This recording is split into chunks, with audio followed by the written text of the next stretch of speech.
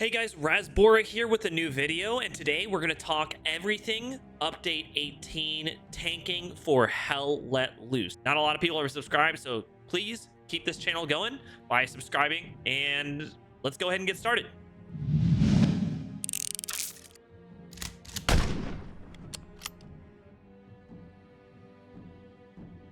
All right, welcome.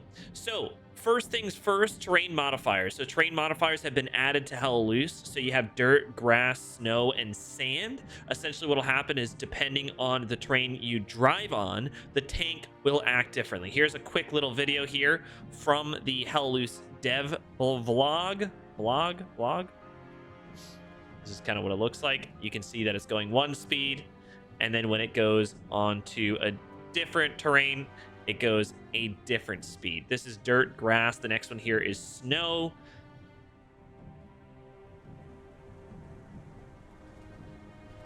And the next one here will be sand. So the idea is that based on whatever terrain you're going on, obviously, gravel and rubble. Basically what happens is depending on the good or bad terrain, your tank would ideally go slower. From this video, you can't really tell how much slower. It's estimated to be somewhere around 10%, but it seems very negligible. Next thing, tank physics. So essentially two different things. Number one, when you're going over trenches or hitting obstacles, it ideally should be easier to do so. I know traditionally the Panzer IV has been very inconsistent going over trenches, hitting things, etc.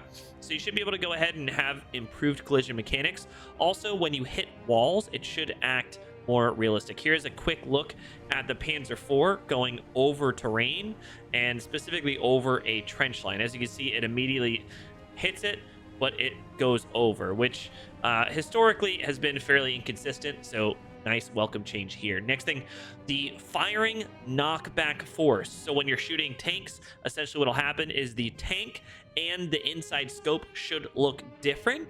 Obviously the objective is this more immersion, but also it should maybe throw off your aim. From the third person perspective, it's not very noticeable, but you can see the tank itself knock back a little bit.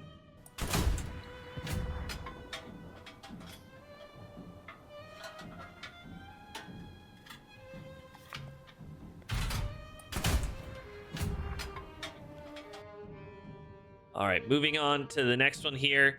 Contextual repairs. I think this is going to be one of the biggest changes in Hell Let Loose, especially in tanking.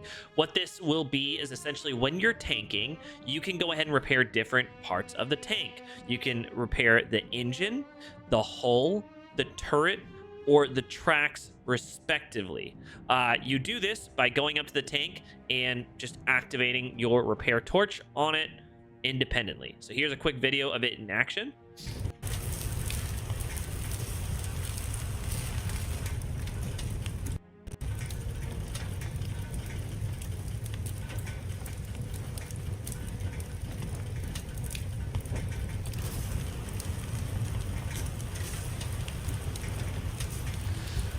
So a couple problems I see here just right off the bat is it's pretty difficult to get an angle on the turret. So I imagine by shooting the turret, it will be pretty difficult for the teams to go ahead and repair the turret. It's also can be noted that you can't just repair like the hull once everything else say the hull is 100% repaired. You can't then repair that to repair tracks or repair the turret. You have to physically repair each component individually. So do note that.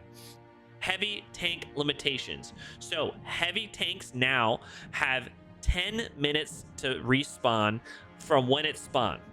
You can have a max of 2. So for example, if you're playing as the Germans, you can spawn, if you have enough fuel, the Tiger and the Panther instantly, but you cannot spawn an additional one from those. You can only have a cap of 2.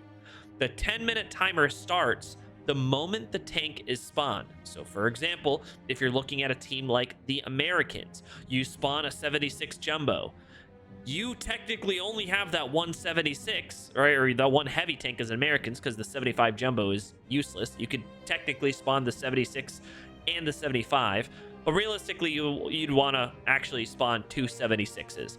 What you have to do is spawn 176 jumbo, and from the moment that is spawned on the field, wait an additional 10 minutes to then spawn a second 76 jumbo. So yes, you can have two of the same tanks. So you can have two Tigers, two 76s, two IS-1s, two Fireflies.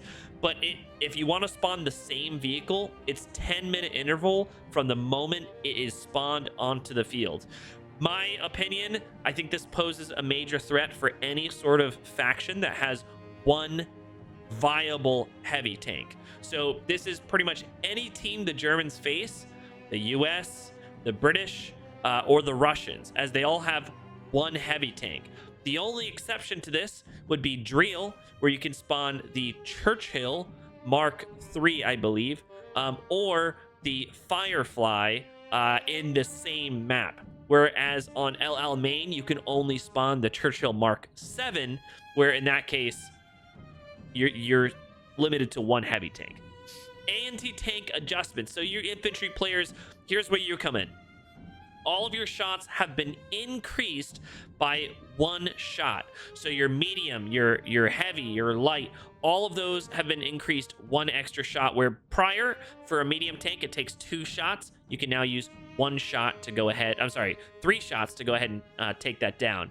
The penetration value can be noted that has not changed. So for example, although the damage itself has been decreased, the penetration of the shell or the rocket does not. Bazooka and the Panzerschreck and the Piat, for example, can still pen the front of a medium tank, where the bazooka cannot. Looking at the back of the tank, that's really where all of these really come into play, right? Because most of them, if not all of them, right, all of them can pen the back, but most can pen the front, the Piat and the Panzerschreck. Bazooka cannot. When you're looking at the heavies, again, it's 4 shots. The PTRS and Boys AT rifle does approximately 64 damage per hit, where that's 19 for most heavy tanks, 14 for most medium tanks, and 10 for most light tanks. Looking at the technician loadout, previously this was called the whatever it was called. It's called some other random name. Now it's technician.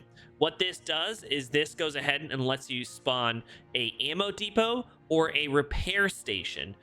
You can also go ahead and build 4 independent barricades. Each respectively have their own supply that you would need to go ahead and utilize. You can see here he has 4 barricades, 1 repair station, and 1 ammo depot. It's not very clear how much the ammo depot actually resupplies. I've heard that it resupplies somewhere around 10 rounds. I'm not sure how you can customize that, whether that's AP or HE, but that is in turn how it functions. It does not drop ammo, so you would need, it does not drop supplies, so you would need to have supplies already there. Next thing, salvaging wreckages. So salvaging wreckages, you can run up to a wreckage, and this can be anyone on your team, whoever has a hammer, and hammer the wreckage. What this does is it brings fuel back to your team.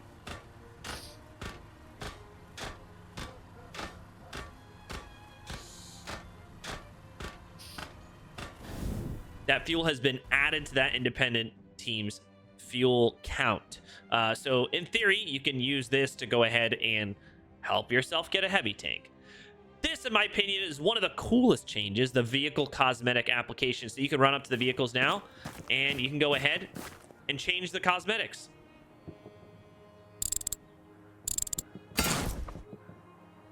So there's 2 new skins. You can have the Germans or the Americans. The Americans have the Hellcat. The Germans have this cool skin. And the audio has been changed as well. So more consistently will you be able to hear the ricochets, the tank whistles, the explosions, the gears changing, etc. So high level, those are the major changes you're going to see in armor. If you want to go ahead and see the numbers, you can check out my website. If you didn't know, I have a brand new website.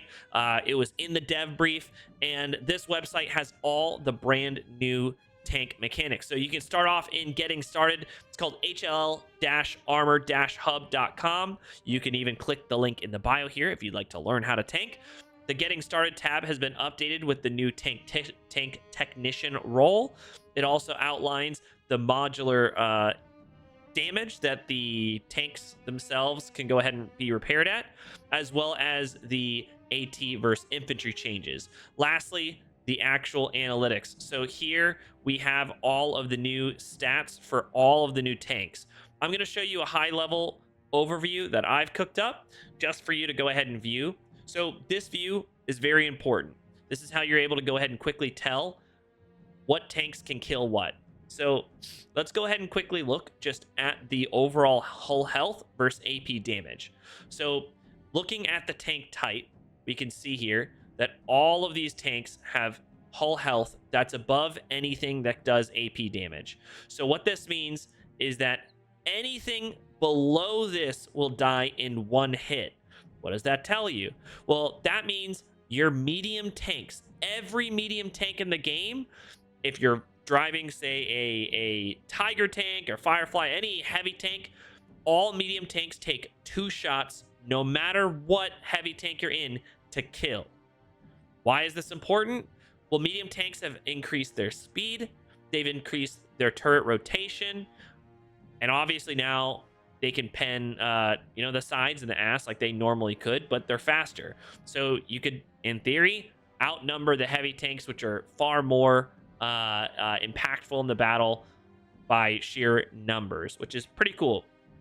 I think it's a step in the right direction, but I still think they should add some sort of weak spots. They don't have weak spots in this new update, but medium tanks taking 2 shots is huge. This will definitely be different. Another interesting thing is your turn rate. So I think looking at the yaw rate, this is essentially how quickly you can turn your turret.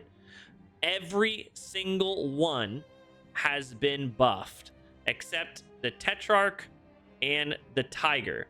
So what this means is that, for example, your Sherman Jumbo 75 or your Sherman Jumbo 76 are nearly double at which they could turn the turret before. Additionally, if you take a look at this and say, like, you're looking at the Luke's old turn rate, the turret speed of the new 76 Jumbo, the new 75 Jumbo, the Panther, the Churchill, as well as the Churchill Mark 7, are all as fast, if not faster, than the light tanks currently are or were in update 17. So they have been significantly increased. When looking right quick at the max speed, the fastest tank now in the game is the M5A1 Stuart, where the fastest heavy tank is the I'm sorry, that's wrong. I'm an idiot. The fastest tank in the game is the Tetrarch at 39 kilometers an hour. The fastest heavy tank will be the Tiger and the Panther. The Panther with 26 kilometers per hour. To put this into perspective, this is about or almost as fast as the T-70 or the T-34 prior to update 18, where the Sherman 76 is still faster. Almost every single tank except the one of the Churchills got a buff, are barely faster, but every single tank is quicker. The fastest medium tank you're going to see in the game is now going to be T-34 at 31 kilometers an hour with a 7-second increase. The last interesting change here is going to be your engine damage or your engine health. So when we're looking at AP as well as the engine health, so let's go ahead and pull it, AP damage and engine health. What you're looking at here is that every single tank can go down if you hit the engine in one shot from a medium or a heavy. So if you are in a medium or a heavy tank and you shoot the back of any tank, you will guarantee a engine kill in one shot. So very, very important. I think that's pretty consistent, honestly, with what we saw before. But very notable mention. So that's it for the tank changes, or at least the high level changes. If you want to dive deep, you can go ahead and again check the website here. Link is going to be in the description. Let me know, are you excited for the changes in Hell Loose? Are you skeptical? Are you excited for phase 2, whatever phase 2 looks like? Let me know.